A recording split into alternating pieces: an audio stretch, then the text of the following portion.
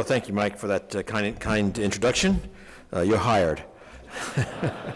But actually, Mike, I think you all know, Mike's been really dedicated for couple decades working on renewables, and after his experience in the private sector and the Senate, then we're very pleased. I'm very pleased to rejoin him, certainly at the Department of Energy. I'm only in my 10th week. He's been there now a bit longer. At the Department of Energy, it really is a kind of exciting time right now. Last month, it's August 1st now, today. Okay, in June, excuse me. In June, the President gave two major policy speeches. One is the one that we will be teeing off from today, which was on June 25th in Georgetown, laying out his climate action plan. And clearly, we have a large set of responsibilities to execute with that plan, including energy efficiency programs, getting standards out, a whole variety of things, but always, of course, building on what is our core responsibility for helping the development of the clean energy technology, and of course that's what we'll come back to and focus on today. But I just want to point out from the point of view of the department, you all know it's a department with multiple missions, and 6 days before the president's speech, he spoke in Berlin on nuclear security issues, nuclear weapons, nuclear materials, nuclear terrorism, and once again, it's a major role of the department in those areas. So even though we won't talk on that today, I just want to say that at the department we really are, and again, an exciting time moving forward and contributing to implementation, we hope, of many of the president's highest priority objectives. Now, going to the climate speech, I think the president was very clear, laying out a broad plan to address climate change. He pointed out how, of course, and I think as people in here know quite well, how serious the challenges are, how we are certainly in a statistical sense, for sure, experiencing the impacts already with intense storms, droughts, wildfires, incurring major expenses. Sandy alone recovery, you're talking the scale of $100 billion, and that accounted for the strong focus in the president's plan, not only on mitigation but also on adaptation and resiliency of our infrastructure. So really very comprehensive, and one that the whole administration is going to be engaged in pursuing quite aggressively.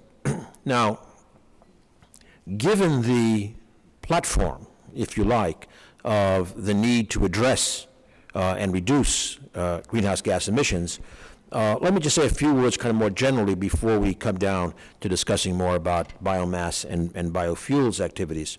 There's been much made of the president's statement about kind of the all-of-the-above energy plan, and sometimes from certain sectors or regions, skepticism kind of expressed in terms of a commitment to that. What I want to emphasize is that this really is a commitment, and let me kind of give you at least my definition of what it means. What it means is we start with the absolute requirement of looking to minimize greenhouse gas emissions.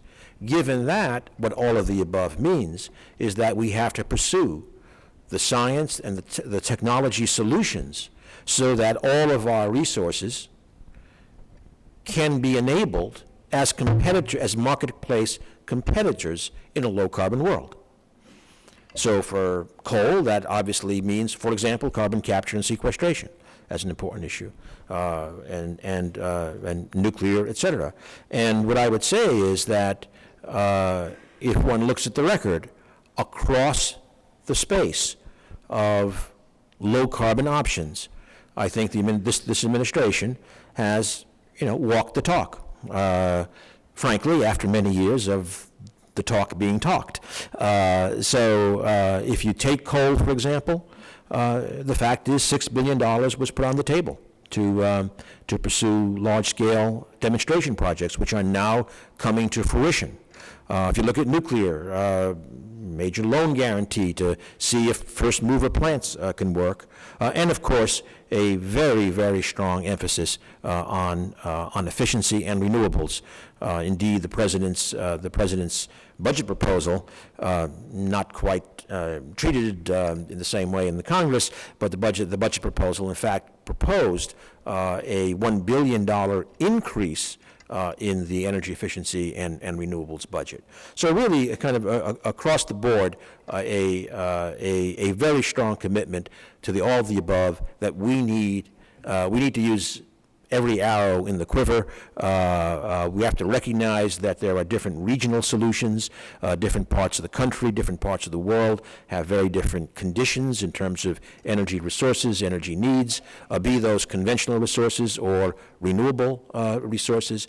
And of course, in that, very much so, is the issue of developing biofuels, advanced biofuels, as a very, very important part of addressing not only the climate issue, but also the issues of the continued need to reduce our oil dependence.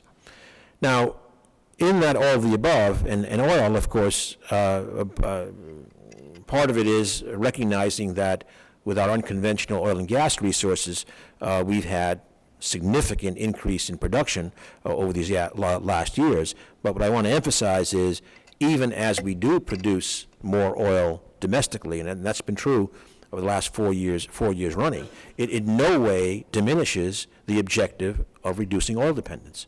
There are many reasons for that, certainly among them balance of payments being one.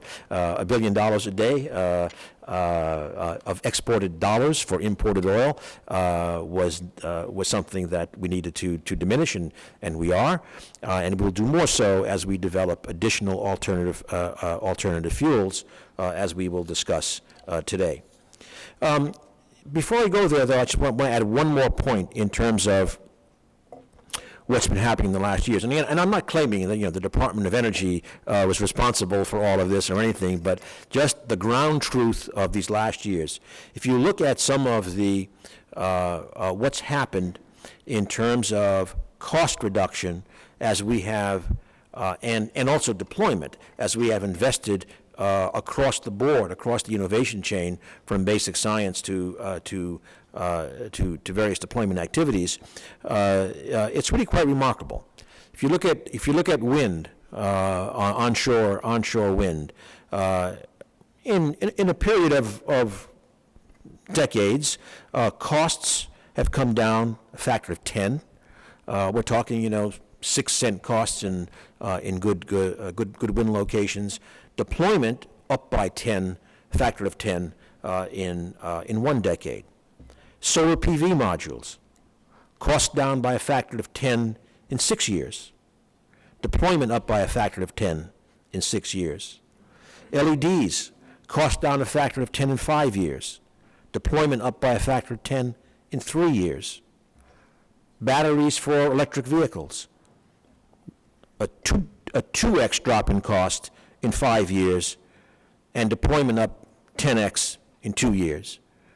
This is the kind of story I think we have to keep writing across the board as we look at renewable and storage technologies, as we make all of these technologies and advanced biofuels competitive in not only the future marketplace, but frankly in a pretty near-term marketplace as well. So let's turn now more to the subject of this conference. Clearly, when it comes to the question of oil dependence, I just want to say that, again, there are obviously 3 pathways. One is more efficient vehicles, and the President's negotiation with the auto companies on new CAFE standards, of course, was a major step forward in terms of revised CAFE standards that are kicking in over this next decade.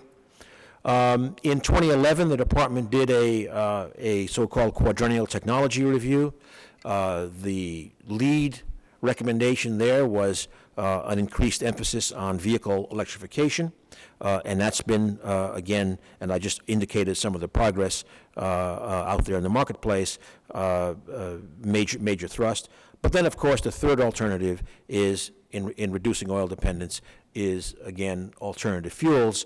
Natural gas may play a role, increased vehicle fuel in this country, but certainly the growing use of biofuels is an important story, and one that has also seen, I think, impressive results over these last 4 or 5 years.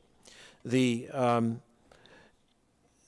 DOE has a very broad portfolio in this area, as probably most of you know, ranging from pilot biorefineries, and we'll come back to that in a bit. But also, I just want to emphasize that still very important for the long-term future and for the portfolio is continuing to invest in a lot of the basic and early-stage research at universities and labs across the country. And a third important part of the portfolio that, if we have time, I'll come back to, is also collaborations across the government, especially with the Departments of Defense and Agriculture. So let me say just a few words on the specifics of the program. In terms of biorefineries, the department has supported 28 biorefineries under various stages of construction and operation, all geared to testing innovative feedstock and conversion technologies. And I think the viability of the technology at the pilot stage is pretty much, I think, established, but now we have to work with the private sector to help move commercial scale projects forward. In 2010, the President set a goal of breaking ground on at least 4 commercial scale cellulosic or advanced biorefineries by 2013, and that goal was met 1 year ahead of schedule. And in fact, commercial scale refineries, again, this audience I think is quite familiar, in Vero Beach and Lake Providence, Louisiana, are now up and running. In fact, I was very pleased to note the announcement about the INEOS Bio's Indian River Bioenergy Center in Vero Beach becoming the first producing commercial-scale cellulosic ethanol plant in the United States.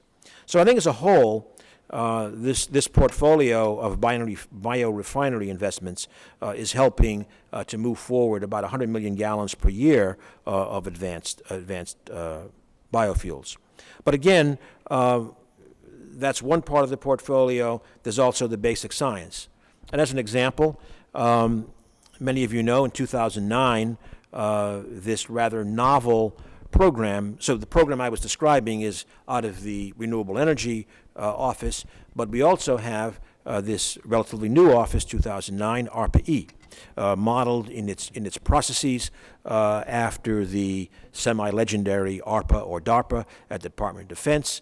A very different way of doing business, much more entrepreneurial in its activities, and a very broad portfolio. I'll say a little bit about it, but just want to remind people of something that it still amazes me, that when ARPA-E was established in 2009 and put out its first call for expressions of intent, kind of pre-proposals going forward, there were over 3,000 filings for what was, in the end, 37 awards, kind of like 1%.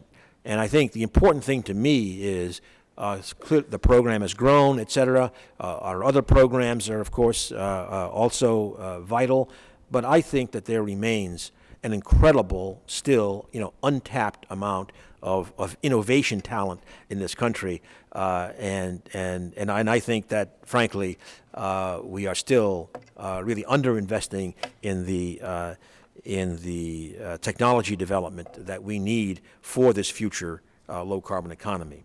But what we're doing is good, but I think we actually could do more. ARPA-E has put in its funding now is about $250 million a year at this stage. The President proposed an increase to about $389 million. We'll see what happens in the appropriation process, but In that portfolio, RPE has invested $85 billion in biofuel technology with their usual attempt at supporting relatively high risk, high impact in technology. In fact, it's really had 3 programs looking at developing innovative liquid fuels programs. One was called Electrofuels, focusing on using microorganisms to create biofuels with much more efficient methods of production, and a second program developing non-food crops that directly produce transportation fuel called Petro, Plants Engineered to Replace Oil, and this aims to redirect the processes for energy and carbon dioxide capture in plants towards fuel production with far less processing. And earlier this year, a solicitation that has not yet made awards called Remote. It's a funding opportunity for converting natural gas to liquid fuel using biological technologies. So again, on the one hand, we are trying to help get pilot plants out there and operating, building them up to commercial scale, but not losing sight of the fact that we could have lots of innovation with major breakthroughs. Similarly, and I won't go through a lot of this, but our Office of Science as well has established 3 major bioenergy research centers. These are the progenitors of those of you who know the DOE structure of what are now called innovation hubs, where one assembles significant teams of multidisciplinary scientists and engineers aimed at a specific challenge. And many of these have had some substantial breakthroughs at Berkeley, for example, the Joint Bioenergy Institute.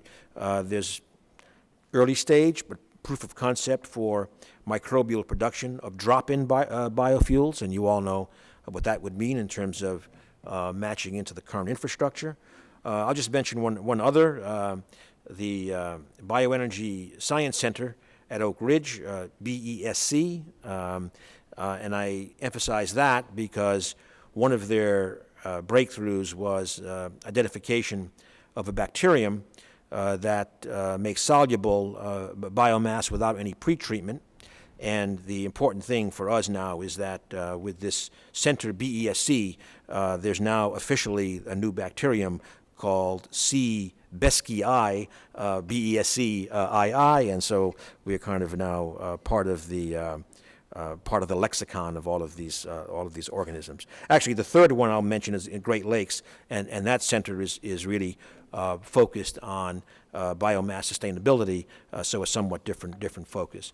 But I hope that's just given you a flavor of the broad set of attack angles that the department is trying to bring to bear on biofuels, advanced biofuels, the development and commercialization.